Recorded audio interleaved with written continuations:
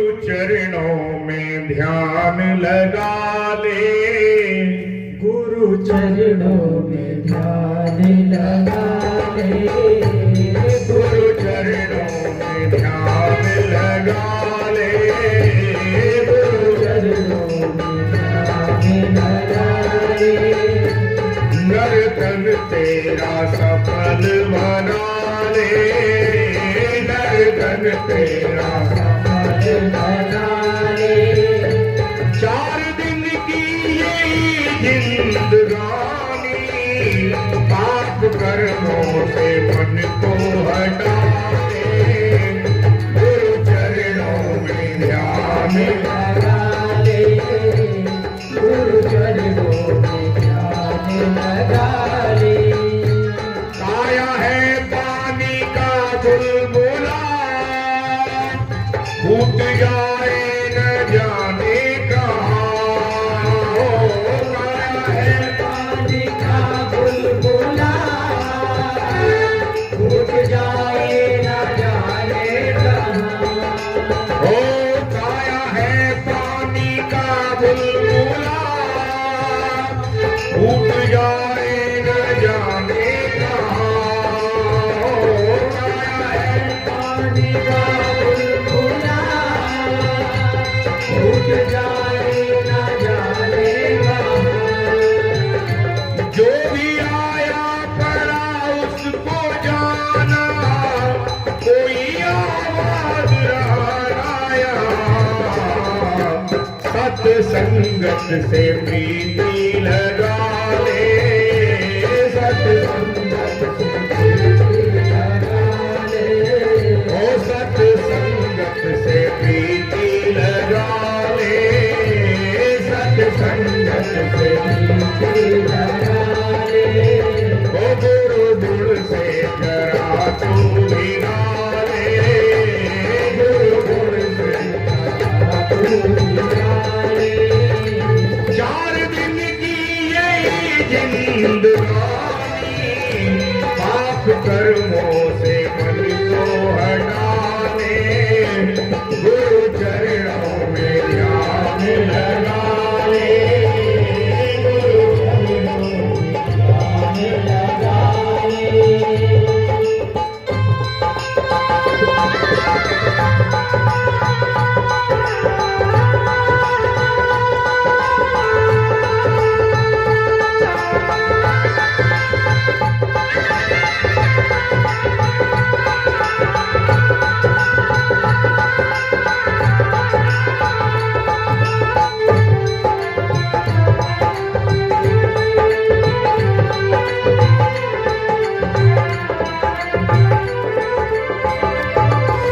संगत में आ जा जरा, गुरु चरणों का ले आसरा। संगत में आ जाओ जरा, गुरु चरणों का ले आसरा। ओ सत्संगत में आ जा जरा, गुरु चरणों का ले आसरा।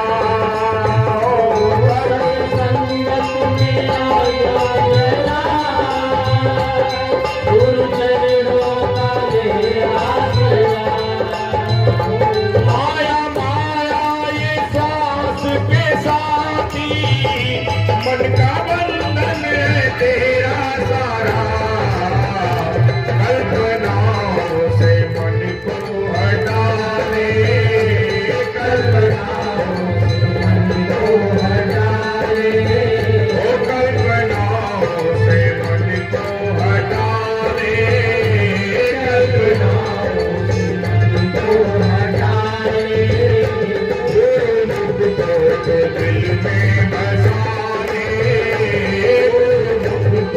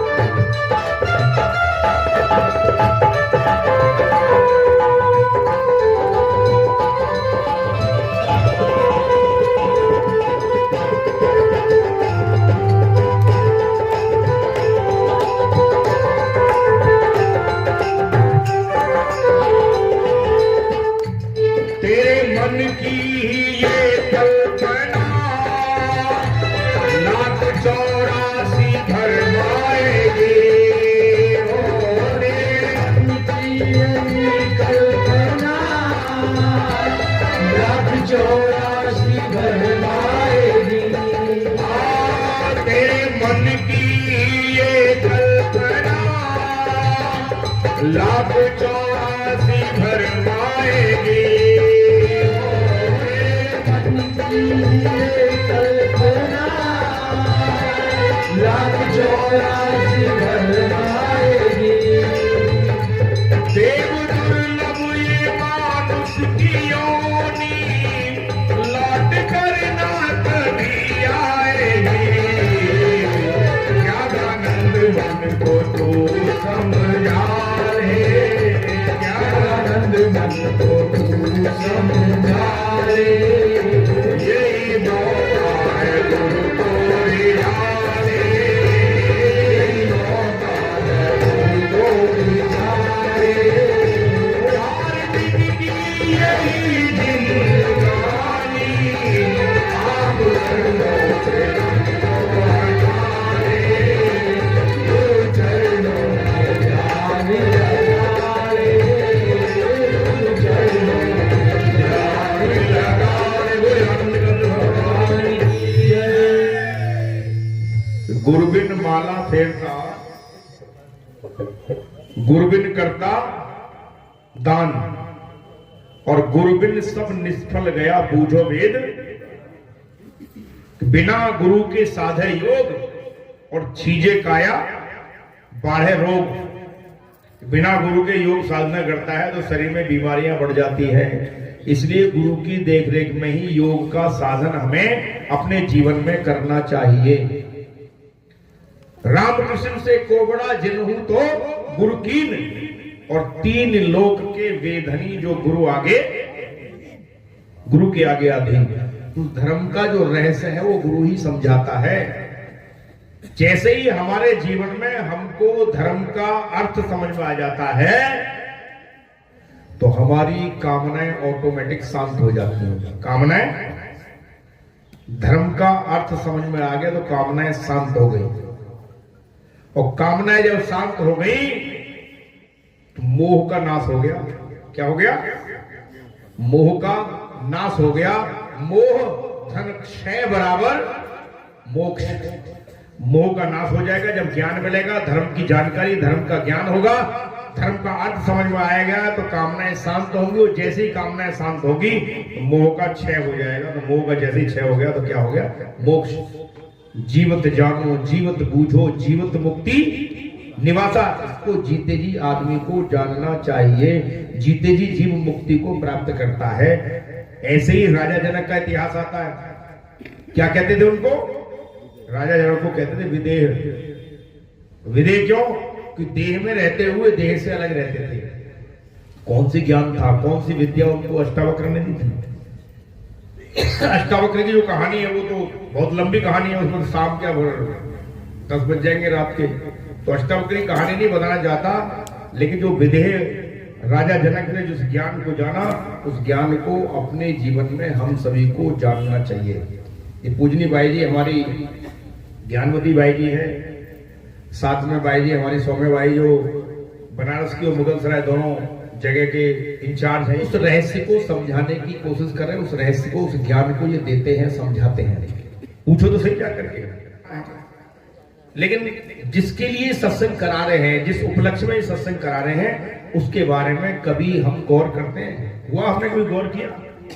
कभी गौर नहीं करते उसके लिए हमें गौर करना है यही हमारी प्रार्थना है यही हमारी अर्जी है बाकी आपकी मर्जी है जबरदस्ती का सौदा नहीं प्रेम का सौदा है प्रेम से पूछोगे तो मिलेगा है कि नहीं वो शाश्वत सत्य एको वसी सर्वभूतांतरात्मा एकम रूपम बहुधा ये करोति तमात्मस्तम ये पश्यन्ति धीरा स्तेषाम शाश्वतम सुखम नेत्रेषाम उस शाश्वत आनंद शाश्वत सुख को प्राप्त करना है तो एक ईश्वर को जो सब भूत प्राणियों में वास करता है उसको जानना होगा क्योंकि तुझे जानने का अधिकार है मनुष्य को जानने का अधिकार है क्योंकि तू ईश्वर का अंश है ईश्वर अंश जीव अविनाशी चेतन अमल सहज दुख राशि सुख राशि दुख राशि मुझे नहीं पता क्योंकि तू दुख राशि बना हुआ है तो तू सुख की राशि लेकिन तू दुख की राशि बना हुआ है ईश्वर का अंश है, आनंद स्वरूप है तेरा, प्रेम स्वरूप है तेरा, शांति का स्वरूप है तेरा, लेकिन तू दुख में पड़ा हुआ है, क्लेश में पड़ा हुआ है।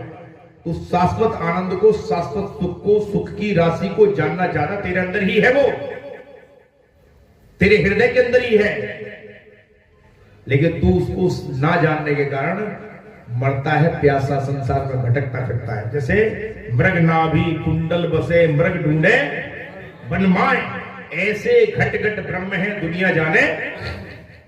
वो ईश्वर परमात्मा सबके घट में है।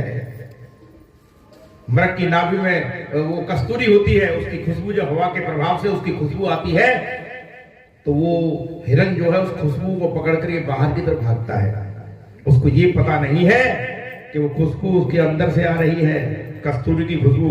और क्या होता है, शिकार के चपेट में आ जाता है, शिकारी इसको मार देता है, उसकी नाभि से कस्तूरी निकाल लेता है, और कस्तूरी की दवाइयां बनती हैं। जो छोटे बच्चे होते हैं, पैदाइशी बच्चे होते हैं, उनको कस्तूरी खिलाई जाती है ठंड के मौसम में, क्योंकि वो गर्म भी होती है और निमोनिया में बड़ा फायदा करती है।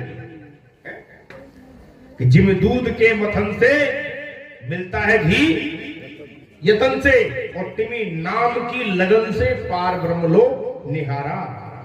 कि जैसे दूध के मंथन करने से घी निकलता है, वैसे ही प्राणों के अंदर संघर्षण करने से ज्ञान की अग्नि प्रज्वलित होती है, साक्षात्कार होता है, वो ब्रह्म का साक्षात्कार होता है।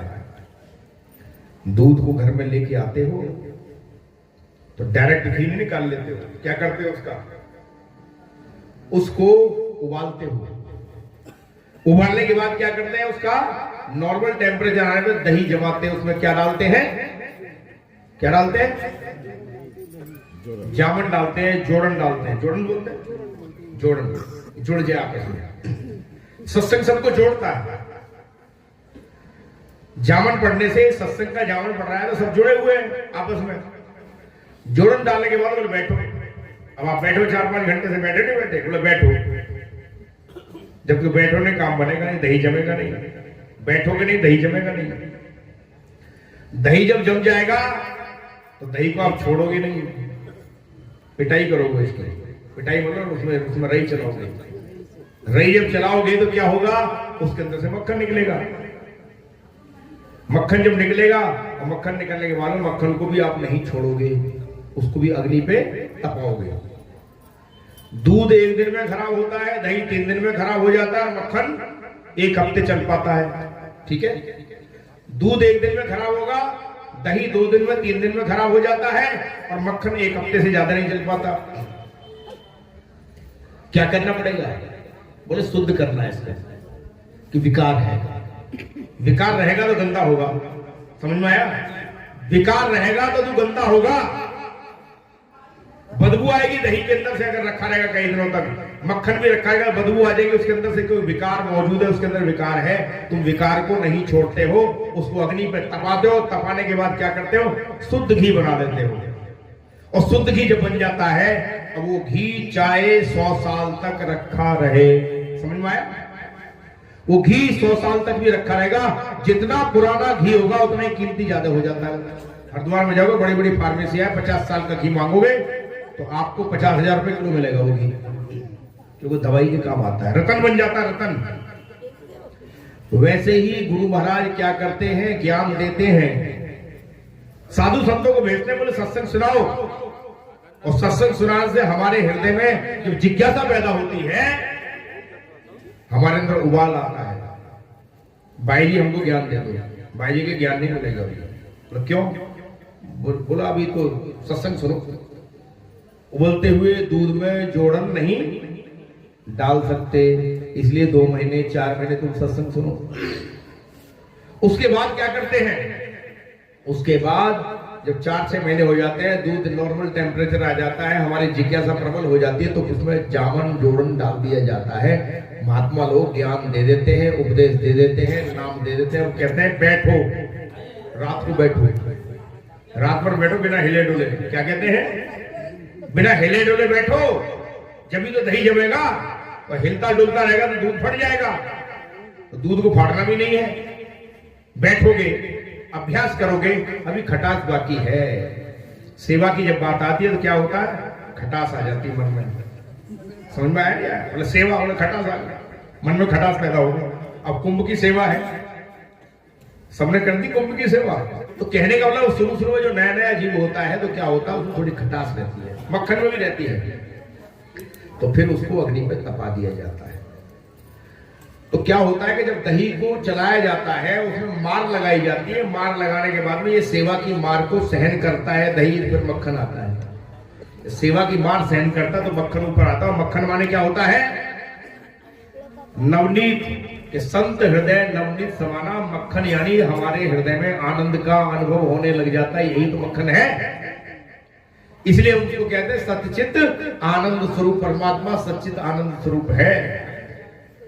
और उसके बाद में गुरु महाराज फिर उसको ऐसे छोड़ेंगे नहीं, आपको ऐसे नहीं छोड़ेंगे, क्योंकि भी विकार है, मक्खन में भी तो खटास है। तो क्या अब अग्नि परीक्षा बढ़ेगी, अब अग्नि परीक्षा होगी। अब अग्नि परीक्षा से आदमी घबरा जाता है। भाई जी ने कुछ कह दिया या महात्मा जी ने कुछ कह दिया तो हमको बड़ा बुरा लग गया। क्यों? अग्नि परीक्षा माने कि साधुओं ने, संतों ने, महात्माओं ने, किसी ने डांट दिया, किसी ने फटकार दिया, डंडा मार दिया, बोले अरे कैसे महात्मा क्रोध करते हैं। ऐसे ही जो है स्वामी विवेकानंद विदेश में भी सत्संग कर रहे थे, विदेश के अंदर। और विदेश के अंदर सत्संग कर रहे थे, एक आदमी पूछा ये शब्द क्या है? बोला आप शब्द करते हो, शब्द क्या है? सत्संग चल रहा था, बैठा हुआ तो आदमी, उन्होंने कहा ए गधे के बच्चे खड़ा हो जाओ। स्वामी विवेकानंद बोले गधे के बच्चे खड़ा हो जाओ। वो एकदम खड़ा तो हो गया आदमी, लेकिन जो है वो क्रोधित हो गया, एकदम से गुस्सा आ गया। वो साधु होकर के, संत होकर के तू गाली देता है। मैं क्षमा चाहता हूँ, बैठ जाओ। मैं क्षमा चाहता हूँ, बैठ जाओ। वो बैठ गए। बैठने के बाद में सत्संग हो गया। सत्संग होने के बाद में फिर भी बात उसकी समझ में नहीं आई। उसने बोला आपने शब्द का रहस्य नहीं बताया। बोला शब्द का रहस्य मैंने बताया तो था कि एक शब्द मैंने ऐसा बोला था कि तेरे अंदर आग लग गई, क्रोध आ गया तुझे। और एक दूसरा शब्द मैंने बोला क्षमा कर दो, तो आप तेरे अंदर ठंडक आ गई, क्षमा मांगो, कोई बात नहीं। तो शब्द का यही है। इसलिए कहा कि शब्द ही धरती शब्द आकाश, शब्द ही शब्द भयो प्रकाश, सगल सृष्टि शब्द के पाछे, नानक शब्द घटा घटा छे। तो शब्द सबके घट के अंदर मौजूद है। उस शब्द को अपने जीवन में तुम जान लो। जिंदगी में जिंदगी के राज को तू जान ले। जान है तो जान के अंदाज को पहचान ले, नहीं तो फिर आखिर में तुझे पछताना पड़ेगा। एक भजन उसके बाद मुक्ति का कोई तू जतन कर ले, मुक्ति का कोई तू जतन कर ले, मुक्ति का कोई तू जतन कर ले, मुक्ति का कोई तू जतन कर ले। रोज थोड़ा थोड़ा हरि का भजन कर ले, रोज थोड़ा थोड़ा हरि का भजन कर ले, रोज थोड़ा थोड़ा हरि का भजन कर ले, रोज थोड़ा थोड़ा हरि का भजन कर ले। मुक्ति का कोई तू जतन कर ले, मुक्ति का कोई तू जतन कर ले, मुक्ति का कोई तू जतन कर ले, मुक्ति का कोई तू जतन कर ले। रोज थोड़ा थोड़ा हरि का भजन कर ले, रोज थोड़ा थोड़ा हरि का भजन कर ले।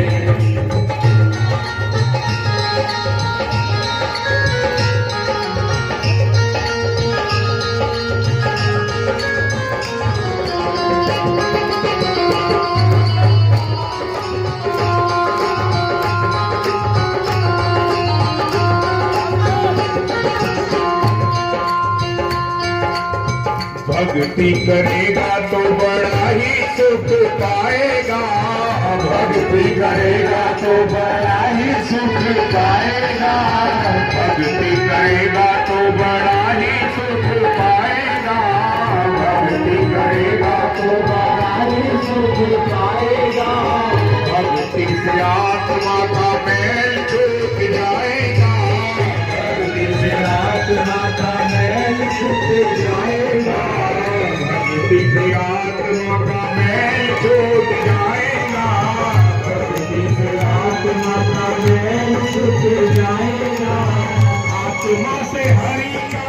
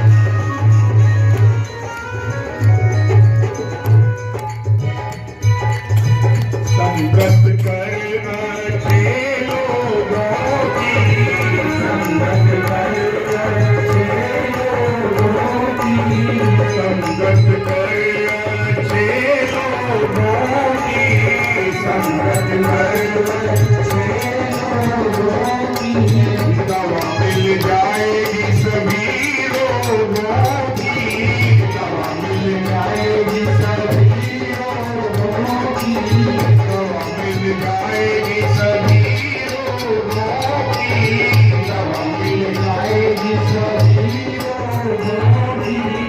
जिंदगी को पूरी चमन कर ले, जिंदगी को पूरी चमन कर ले, हरि का भजन कर ले, रोज थोड़ा थोड़ा हरि का भजन कर ले, रोज थोड़ा थोड़ा हरि का भजन कर ले, थोड़ा थोड़ा हरि का भजन कर ले।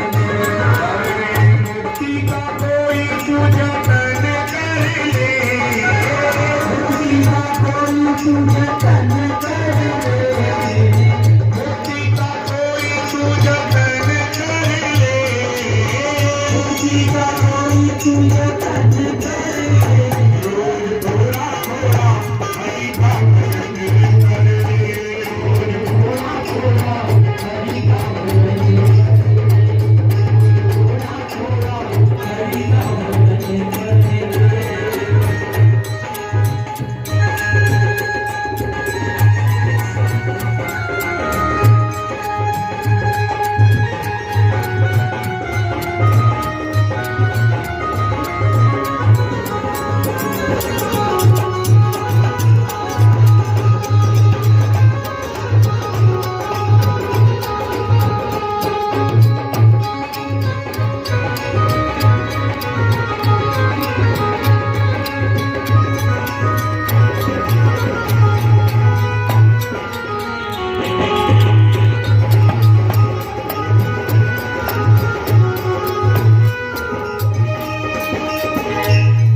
अरे जग के अंधेरों से बाहर को निकल कर, जग के अंधेरों से बाहर को निकल कर, जग के अंधेरों से बाहर को निकल कर, जग के अंधेरों से बाहर को निकल कर, अब तो तुम हरि भक्ति पे चल कर, अब तो तुम हरि भक्ति पे चल कर, अब तो तुम हरि भक्ति पे चल कर, अब तो तुम हरि भक्ति पे चल कर, आत्मा के साथ साथ मनन कर ले, आत्मा के साथ साथ मनन कर ले, रोज थोड़ा थोड़ा हरि का भजन कर ले, रोज थोड़ा थोड़ा हरि का भजन कर ले, रोज थोड़ा थोड़ा हरि का भजन कर ले, रोज थोड़ा थोड़ा हरि का भजन कर ले। हरे मुक्ति का कोई पूजन कर ले,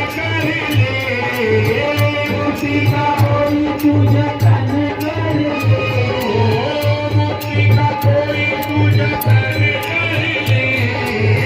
मुक्ति का कोई पूजन कर ले, रोज थोड़ा थोड़ा हरि का भजन कर ले, रोज थोड़ा थोड़ा हरि का भजन कर ले, रोज थोड़ा थोड़ा हरि का भजन कर ले।